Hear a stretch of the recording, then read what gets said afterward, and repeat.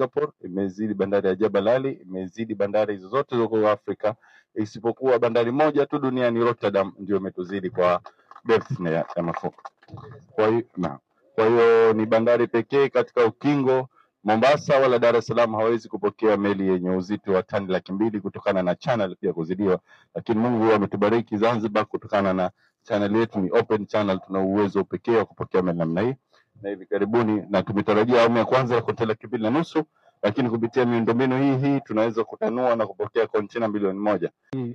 Tunapopita hapa mpaka hivi kwenda hivi, na itakuwa na uwezo wa kupokea kontena karibu 8,000 kwa wakati mmoja, na awamu ya pili itakuwa ni sehemu hii, na awamu ya tatu itakuwa nyuma waliko huko.